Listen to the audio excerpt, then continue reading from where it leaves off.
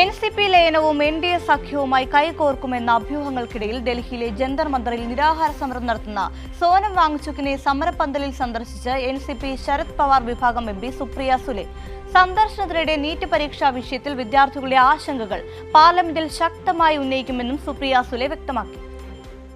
മഹാരാഷ്ട്ര രാഷ്ട്രീയത്തിൽ എൻസിപിയുടെ ഭാവിയെക്കുറിച്ചും എൻഡിഎയുമായുള്ള സാധ്യതാ രാഷ്ട്രീയ നീക്കങ്ങളെക്കുറിച്ചും അഭ്യൂഹങ്ങൾ തുടരുന്നതിനിടെയാണ് എൻസിപി ശരത് പവാർ വിഭാഗം ലോക്സഭാ എംപി സുപ്രിയ സുലെ ഡൽഹിയിലെ ജന്തർ മന്ദറിൽ നിരാഹാരം നടത്തുന്ന സോനം വാങ്ചുക്കിനെ സന്ദർശിച്ചത്.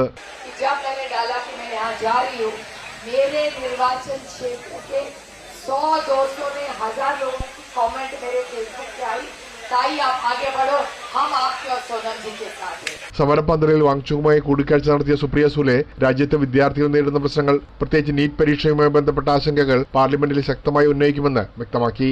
വിദ്യാർത്ഥികളുടെ താൽപര്യങ്ങൾ സംരക്ഷിക്കുകയും വിദ്യാഭ്യാസ സംവിധാനത്തിൽ കൂടുതൽ സുതാര്യത ഉറപ്പാക്കുകയും ചെയ്യേണ്ടത് അനിവാര്യമാണെന്നും സുപ്രിയ പറഞ്ഞു.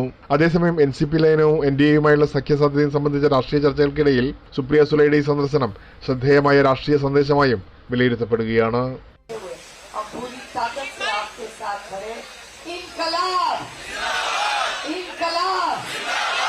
Premlal, daily news, Mumbai.